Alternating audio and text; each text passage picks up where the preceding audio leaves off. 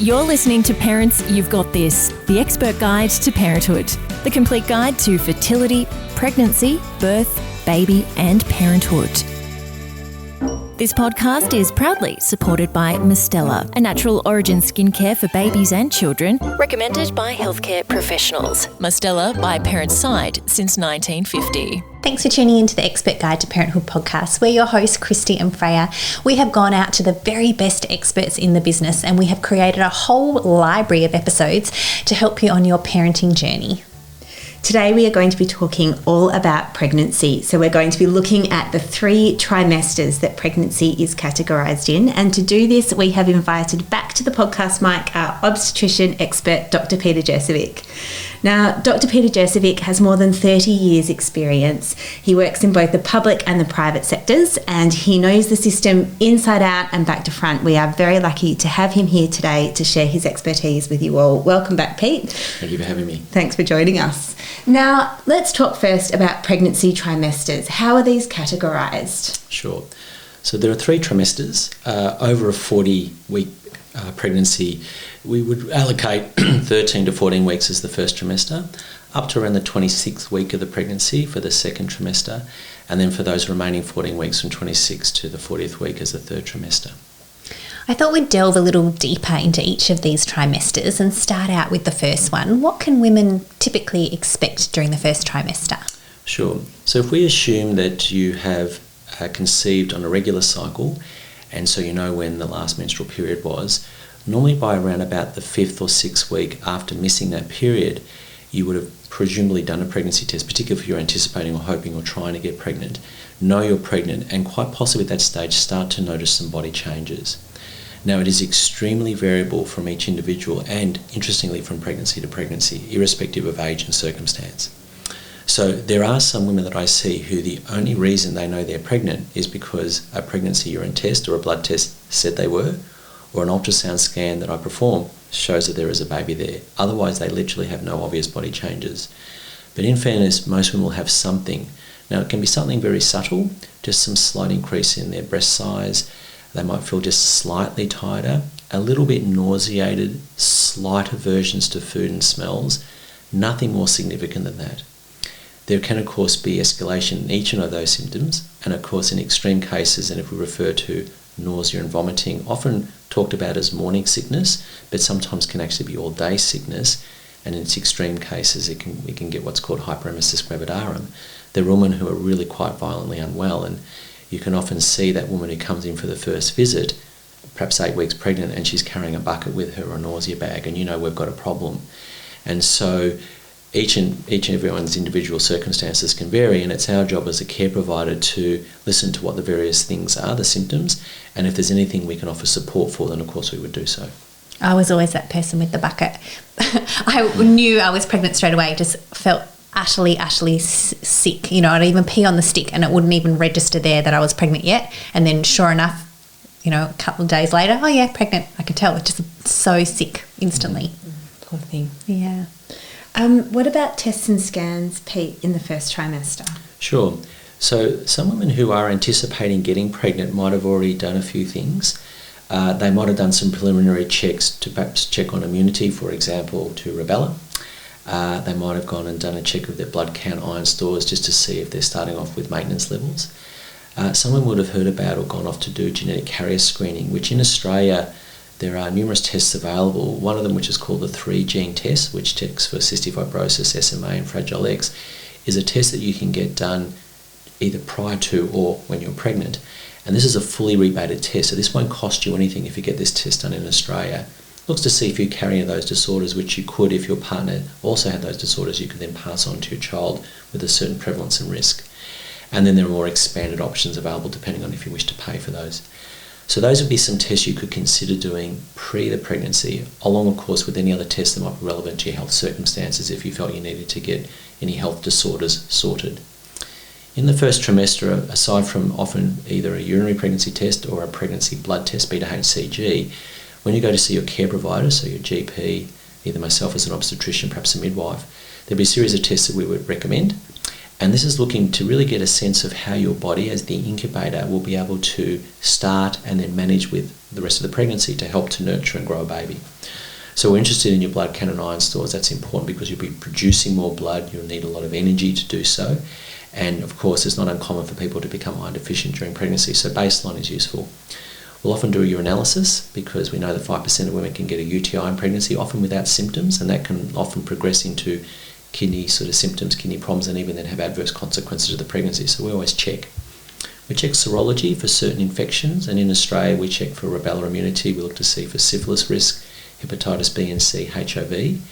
Sometimes in certain cohorts of women, particularly parents or people who work in the healthcare industry, teachers who get exposed to the children, we'll check for things like parvo, which is slap cheek, varicella, occasionally CMV. It's a virus that can sometimes cause problems. So we can test for all of these things. And those baseline bloods can be useful tools for seeing where you are at that moment and if we can help you at that moment, if there's any anomalies. And then vice versa, moving forward during the pregnancy, if problems arise, we can check back to see where you were at baseline. And also, as one additional test for certain ethnic groups and certain at-risk individuals, we would check for thalassemia, which is a particular condition that can affect blood supply and blood volume. When you get to around the 10th week of the pregnancy, there's often a palette to do the first of the genetic tests to assess if your baby is genetically well. And there is a test called the NIPT test, the non-invasive prenatal test, and there are different brands that you can use to do that. And what that can do from a simple draw of blood is we can take fetal DNA, which comes from the placenta, and we can look to see if that fetal DNA represents normal chromosomal development for the baby. And we can say, okay, we can, for the most part, exclude certain disorders, conditions such as trisomy 13 Patau's, trisomy 18 Edwards, and trisomy 21 Down syndrome, which people are familiar with. It can also provide a gender reveal for those people who are interested in finding out, and so we can announce that to you, or you can keep it a secret as you wish. About the 13th week in the pregnancy, there'll often be a recommendation for a scan. So this is the nuchal scan. And this is a scan where we look at the baby and we look at the baby's growth to confirm it's about 12 or 13 weeks. We look at the baby's neck measurement, the fat fold in the neck, the nuchal. Look to see if there is a nasal bone present, and we also look at the early cardiac development. And features on that scan can give us a rough prediction for the baby having any early structural or genetic concerns. And so these tests are all useful and readily available. And the only other test just to allude to, recognising that the NIPT test, that non-invasive blood test that's done at the 10th week, is about a $400 test. So sometimes that can be price prohibitive for certain people. There is a blood test that you can do that's about a quarter of the price, which measures some serum hormones in your body, what we call maternal serum screen hormones. And we can use those blood hormones matched against the scan to give a risk prediction for certain conditions, again, such as Down syndrome. So for the first trimester, these are some of the tests that you will be offered, and you'll be happy to have some or all of them. Want some extra tips to help you navigate parenthood? Join a Parents You've Got This masterclass. Visit www.parentsyouvegotthis.com.au and sign up for a masterclass today. When it comes to the second trimester, or the honeymoon period as some people call it, can you talk to us about what women can expect? Sure. So it's actually reasonable to use that expression because for the vast majority of people from about that 14th week to the 26th week, you will have a bit of a honeymoon period in terms of your body symptoms. So most people who've had troubles with nausea and vomiting, for the majority that will start to abate. Your body kind of adjusts to the physicality and the metabolism and so on of the pregnancy early on, so your energy levels will improve. The challenges from growing a baby, the change in your core, some of the effects of some of the relaxative hormones on your joints and your back probably haven't quite hit their sort of peak just yet. Pressure up on your stomach as the uterus is growing to cause reflux hasn't quite got there yet. So a lot of people find that those weeks from 14 to 26 can be, dare I say, easier weeks. And so for the most part, you'll be feeling well and going about your business and excited about the fact you're going to be a parent. Probably the one thing that you will notice mostly is that your tummy will start to grow.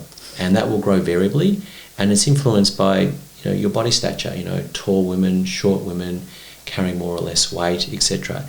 And so you'll gradually show, and certainly by about the 20th week, most women will have some evidence of growth and probably noticing that they're changing the belts on their pants and so on. What about when people might expect to feel their baby move? Would that be in the second trimester as well? Sure. So we use the term quickening, which is when you have the first lot of movements. Now, predictably, it's usually by as early as 16 weeks and sometimes as late as 20 or 21 weeks, which are quite frustrating for those who are really enthusiastic to get that first sensation. For women who've had children before, it can sometimes be a bit earlier if they've got that very sensitive and acute awareness. A lot of the time, what mostly influences that is where the placenta sticks. So a baby, when the egg and the sperm fuse, that actually happens in your tube. And then the baby migrates down into the uterus as a small little cellular embryo and implants. Now it might implant at the top, the back, the front, and hopefully not on the bottom over the cervix. But if it implants at front, then that's where the placenta develops. Now the placenta in essence is a big cushion. So if you've got a baby at 16 weeks that's 100 or so grams, not a lot of weight behind those kicks, there's a big cushion in the way, it's going to be very hard to feel those movements. Vis-a-vis if it's on the back, more so you might feel them. And that's why some women can get to 19 or 20 weeks with an anterior placenta, baby's up to 400 odd grams in weight at this stage, haven't quite felt the baby move yet. Friends around them are feeling their baby move at the same gestation, a bit worried about it. Always very happy for you to come in and do a scan or a fetal heart check for peace of mind, but it's usually fairly easy to say that's the reason. And are there any lifestyle factors that you need to change in the second trimester? In pregnancy, I always talk about this notion of, as an incubator, as a person who is growing a human being in their body and wants the best for themselves as well as for their baby, you want to do things that are sensible and healthy.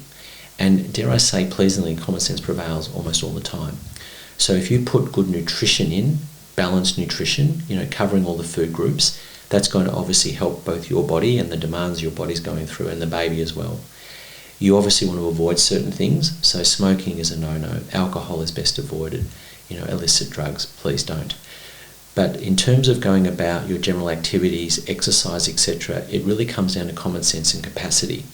I would suggest that kickboxing is not smart, and certain types of contact sports will become difficult to perform.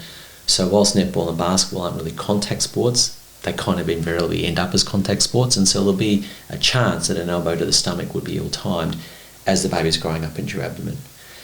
But going onto a spin bike, running if you can, going to the gym in any capacity, doing weights if your body allows you.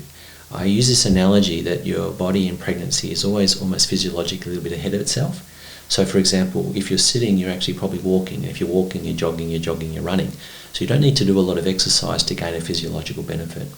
So common sense, look after yourself, respect yourself, do the right things, exercise as best you can, rest when you need to. Don't push yourself. It's okay to be tired, okay to cancel something, and okay to have a break.